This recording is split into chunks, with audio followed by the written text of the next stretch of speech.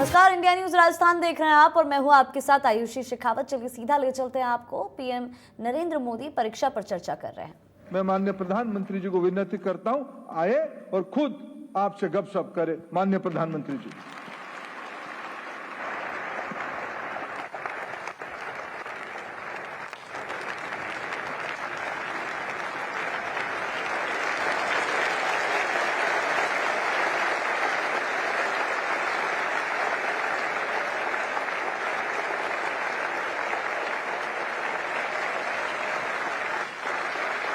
आप सबको नमस्कार।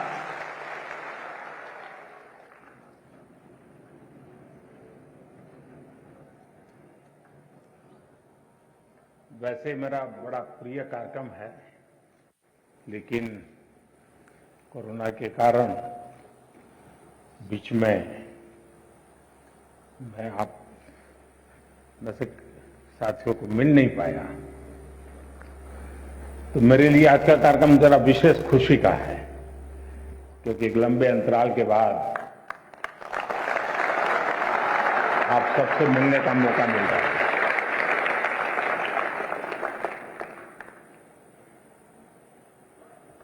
मुझे नहीं लगता है कि परीक्षा का आप लोगों को कोई टेंशन होगा। मैं सही हूं ना? मैं सही हूं ना?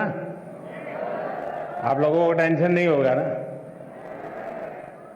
अगर टेंशन होगा तो आपके माता पिता को होगा कि क्या करेगा। सच में बताइए, किसको टेंशन है, आपको कि आपके परिवार वालों को? जिनको खुद को टेंशन है वो हाथ ऊपर करे।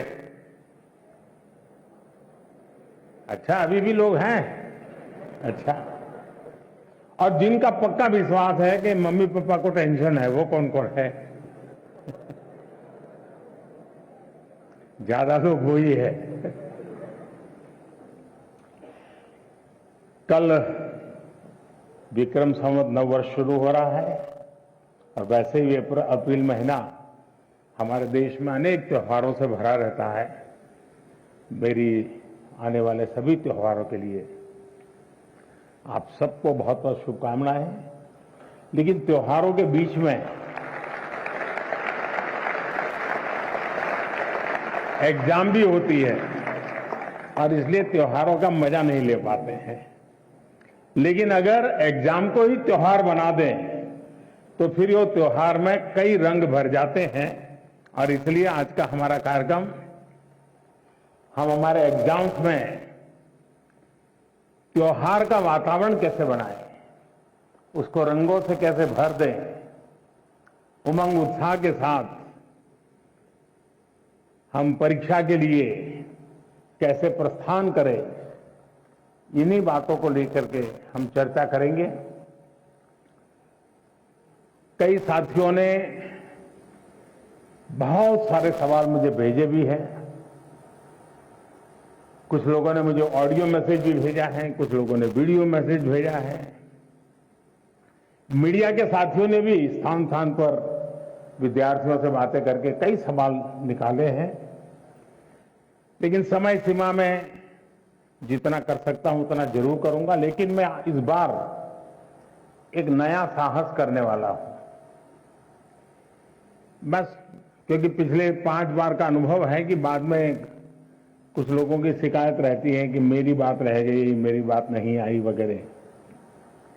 तो मैं एक काम करूंगा इस बार कि आज जितना हो सकता है समय की सीमा में हम बातें करेंगे। लेकिन बाद में आपके जो सवाल है उसको मैं, अगर समय मिला तो वीडियो के माध्यम से,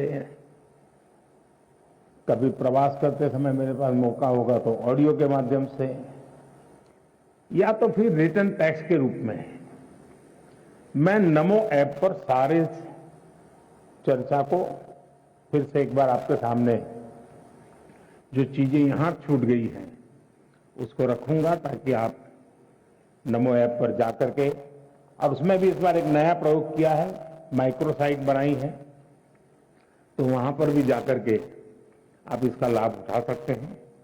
तो आइए हम कार्यक्रम प्रारंभ करते हैं। सबसे पहले कौन है? Thank you honourable prime minister sir.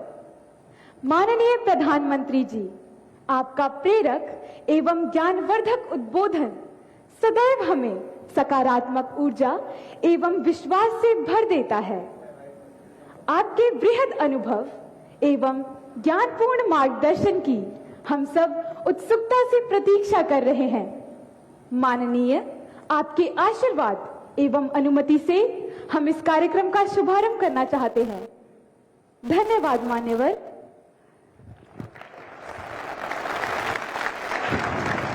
माननीय प्रधानमंत्री जी, भारत की राजधानी ऐतिहासिक नगरी दिल्ली के विवेकानंद स्कूल की कक्षा 12वीं की छात्रा खुशी जैन आपसे प्रश्न पूछना चाहती हैं।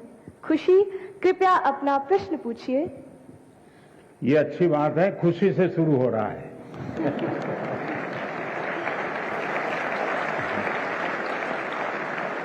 और हम भी चाहते हैं कि परीक्षा पूरी होने तक खुशी ही खुशी रहे।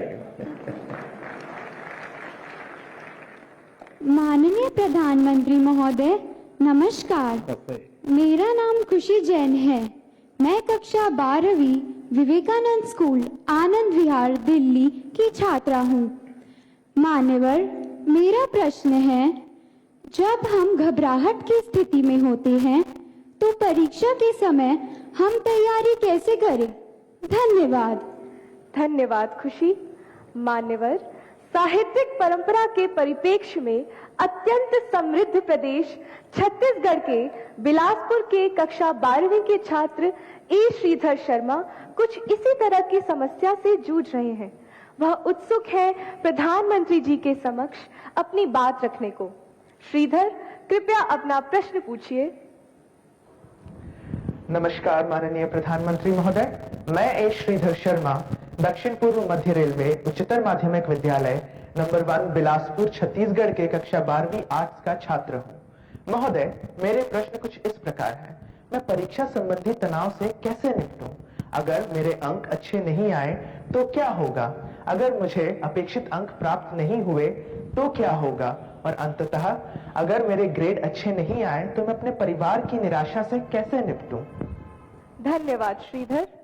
From the land where the Sabarmati Sant Mahatma Gandhi ji started his Satyagraha movement, I invite Kenny Patel, a class 10 student of Vadodara, who earnestly seeks your guidance on similar challenges faced by her.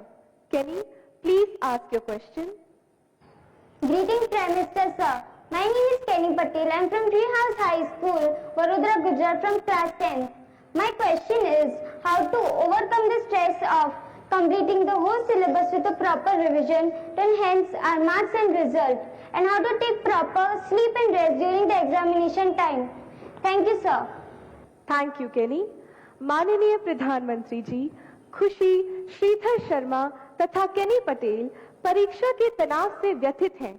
उन्हीं की तरह देश भर से अनेक विद्यार्थियों ने exam stress से संबंधित प्रश्न पूछे हैं। परीक्षा के तनाव से लगभग सभी विद्यार्थी प्रभावित होते हैं और आपके मार्गदर्शन के अभिलाषी हैं। माननीय प्रधानमंत्री जी, एक साथ आप लोगों ने इतना सवाल पूछ लिए हैं कि ऐसा लग रहा है कि मुझे ही पैनिक से गुजरना पड़ेगा। देखिए, आपके मन में भय क्यों होता है, ये प्रश्न मेरे मन में है। क्या आप पहली बार एग्जाम देने जा रहे हैं? क्या आप में से कोई नहीं है जो पहली बार एग्जाम देने जा रहा है? मतलब कि आपने बहुत सारी एग्जाम दे चुके हैं और अब तो आप प्रकार से एग्जाम के इस दौर से आखिरी छोर की तरफ पहुंच चुके हैं। इतना बड़ा समंदर पार करने के बाद किनारे पर डूबने का डर, ये तो दिमाग में बैठता नहीं है। तो पहली बात है कि आप मन में एक बार तय कर लीजिए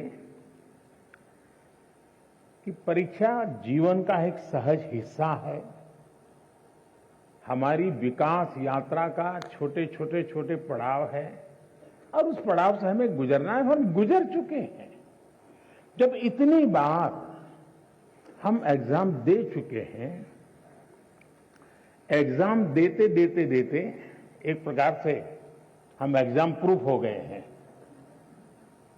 और जब ये विश्वास पैदा हो जाता है तो ये नहीं, आने वाली किसी भी एग्जाम के लिए ये अनुभव अपने आप में आपकी ताकत बन जाते हैं। इसे, आपके इन अनुभव को, जिस प्रक्रिया से आप गुजरे हैं, उसको आप कतई छोटा मत मानिए।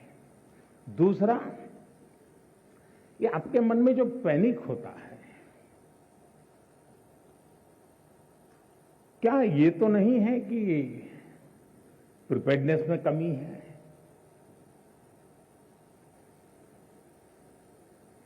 कहने को तो हम कुछ कहते होंगे, लेकिन मन में रहता है। मेरा आपको सुझाव है, अब एग्जाम के बीच में समय तो ज्यादा है ही नहीं, इस बोझ को जीना है कि जो किया है उसमें विश्वास भर करके आगे बढ़ना है। हो सकता है एक दो चीजें छूट गई होगी, एक आध चीज में थोड़ी जितनी मेहनत चाहिए नहीं हुई होगी, उसमें क्या है, लेकिन जो हुआ है उसमें मेरा आत्मविश्वास भरपूर है, तो वो बाकी चीजों में भी वो ओवरकम कर जाता है। और इसलिए मेरा आपसे आग्रह है कि आप इस प्रेशर में मत रहिए, पैनिक क्रिएट हो ऐसा वातावरण को पनपने ही मत दीजिए। जितनी सहज दिनचर्या आपकी रहती है, उतनी ही सहज दिनचर्या में आप अपने आने वाले परीक्षा के समय को भी बिताइए। एक्स्ट्रा कम अधिक जोड़ना तोड़ना वो आपके पूरे स्वभाव से डिस्टर्बेंस पैदा करेगा। वो ये करता है तो चलो मैं भी ये करूं, मेरा एक दोस्त ऐसा करता है इसलिए उसको अच्छे मार्क्स आते हैं, मैं भी वो करूं। आप वो कुछ मत कीजिए जो आपने सुना है, आप वही कीजिए जो इतने समय से आप करते आए हैं, और उसमें आप विश्वास भरिए। मुझे पक्का भरोसा है आप पर कि आप बहुत सरलता से, उमंग से, उत्साह से, एक फेस्टिवल मूड में एग्जाम दे पाएंगे और सफल होकर रहेंगे।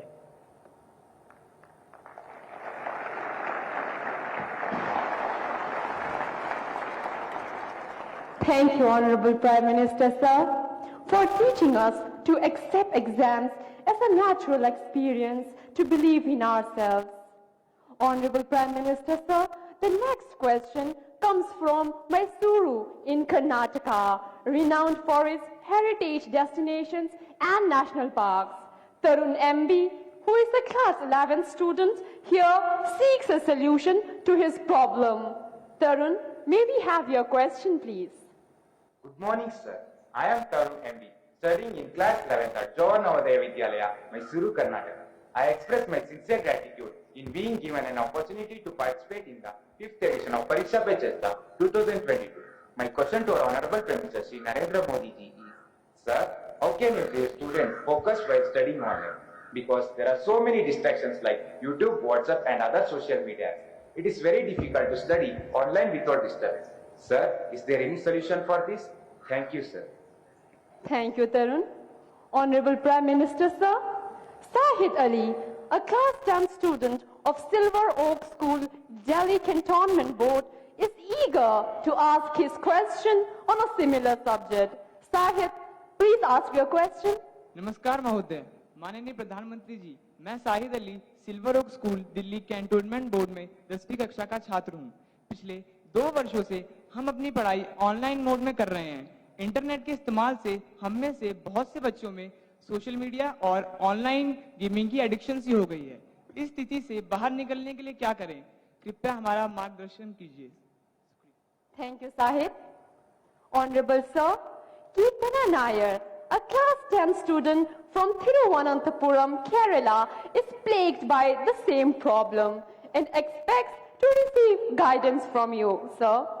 Kirtana's question has been received from Times Now. Kirtana, please ask your question. Hi, I am Kirtana from class 10 in Christchurch School, Thiruvananthapuram, Kerala. As we all know, our classes have shifted online during the pandemic.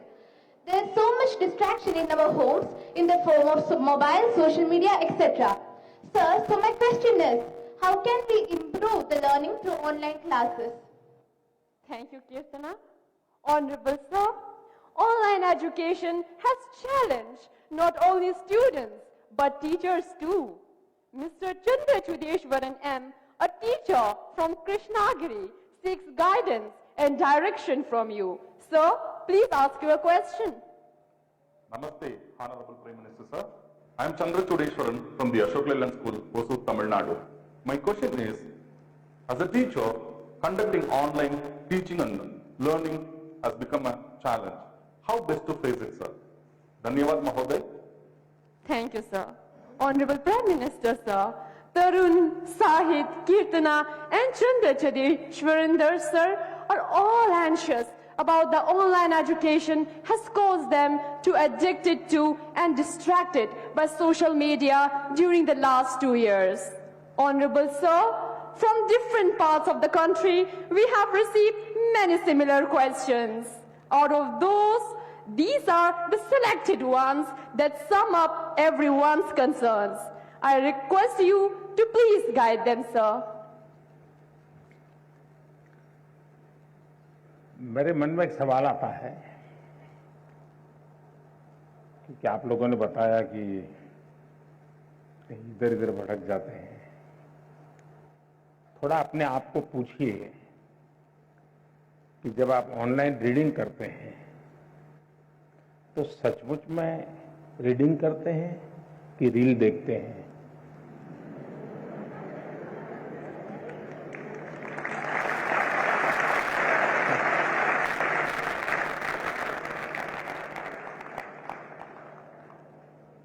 अब मैं आपको हाथ ऊपर नहीं कराऊंगा, लेकिन आप समझ गए कि मैंने आपको पकड़ लिया है।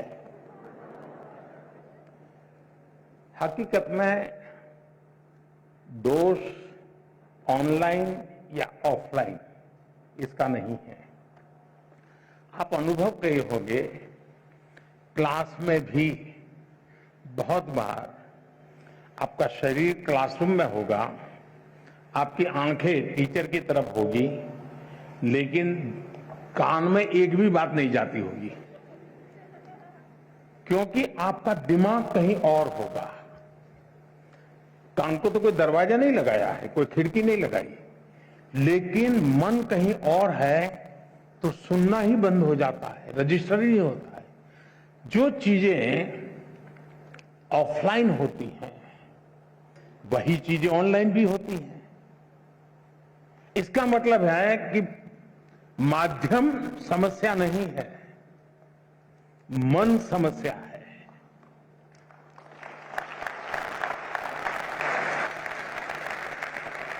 माध्यम ऑनलाइन हो या ऑफलाइन, अगर मेरा मन पूरी तरह उससे जुड़ा हुआ है, उसमें डूबा हुआ है, मेरा एक खोजी मन है जो उसमें की बारीकियों को पकड़ने की कोशिश कर रहा है, तो आपके लिए ऑनलाइन या ऑफलाइन मैं नहीं मानता हूं कि कोई फर्क पड़ सकता है। और इसलिए हम,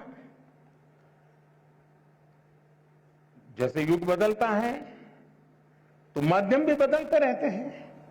अब पहले के जमाने में जो गुरुकुल चलते थे, सदियों पहले, सहस्त्र वर्ष पहले, तो वहां तो प्रिंटिंग पेपर भी नहीं थे, तो उस समय कोई किताब भी नहीं थी, तो ऐसे ही कंठस्थ सब चलता था। तो उनकी श्रवण शक्ति इतनी तेज रहती थी कि सुनते थे और उसको कंठस्थ कर लेते थे, और पीढ़ी दर पीढ़ी कान के द्वारा सीख करके, बाद में युग बदल गया, प्रिंटेड मटेरियल आ गया, किताबें आने लगी, तो लोगों ने उसमें ढाल दिया। ये इवोल्यूशन लगातार चलता रहा है, ये और यही तो मानव जीवन की विशेषता है तो वो इवोल्यूशन का एक हिस्सा है कि आज हम डिजिटल गैजेट के माध्यम से, नए टेक्नोलॉजिकल टूल के माध्यम से बड़ी आसानी से चीजों को प्राप्त कर सकते हैं और बड़े व्यापक रूप से प्राप्त कर सकते हैं। इसे हमने एक अपॉर्चुनिटी मानना चाहिए, हमने इसे समस्या नहीं मानना चाहिए। लेकिन ये भी सही है कि कभी हमने एक कोशिश करनी चाहिए, हम ऑनलाइन हमारी पढ़ाई को एक रिवॉर्ड के रूप में अपने टाइम टेबल में रख सकते हैं। मुझे पक्का विश्वास है कि मान लीजिए आपने आपके टीचर के द्वारा मिली हुई नोट्स और स्टैंडर्ड मटेरियल कहीं आपको ऑनलाइन अवेलेबल है, दोनों को बराबर देखेंगे तो आप ही उसका वैल्यू एडिशन कर सकते हैं। आप कहेंगे हाँ टीचर ने इतना बताया था, मुझे इतना याद रहा था, लेकिन यहां दो चीजें मुझे अच्छी मिल गई हैं, अच्छे तरीके से मिल गई है, मैं दोनों का जोड़ कर दूंगा, तो वो आपकी ताकत बहुत बढ़ा देंगे। ऑनलाइन का दूसरा लाभ ये है, आखिरकार शिक्षा का एक हिस्सा है ज्ञान अर्जन करना। अब ऑनलाइन और ऑफलाइन का सिद्धांत क्या हो सकता है? मैं मानता हूं ऑनलाइन पाने के लिए है, ऑफलाइन बनने के लिए है।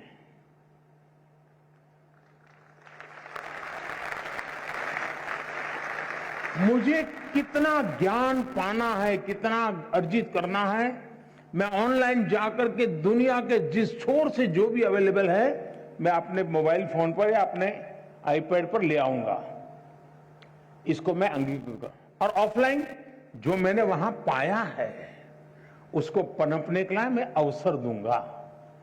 मैं ऑफलाइन उस जो चीजों को, मैं आप मान लीजिए यहां साउथ इंडिया के साथियों ने मुझे पूछा, आखिर में बड़ा कम करते हुए बात हुई, टीचर महोदय ने पूछा, तो मैं कहूंगा कि मां ऑनलाइन आपने डोसा कैसे बनता है, कौन से इंग्रेडिएंट होते हैं, क्या प्रोसेस होता है, सब देख कर लिया, लेकिन पेट भरेगा क्या? बढ़िया से बढ़िया डोसा आपने कंप्यूटर पर बना दिया, सारे इंग्रेडिएंट का उपयोग कर लिया, पेट भरेगा क्या? लेकिन वो ज्ञान अगर आपने कोशिश की और डोसा बना दिया तो पेट भरेगा या नहीं भरेगा? तो ऑनलाइन को आपका आधार मजबूत करने के लिए उपयोग करें, आपको ऑफलाइन में उसको जाकर के जीवन में साकार करना है। शिक्षा का भी ऐसा ही है। चलिए यहाँ रुकते एक छोटे से ब्रेक के लिए, जल्द हाजिर होंगे।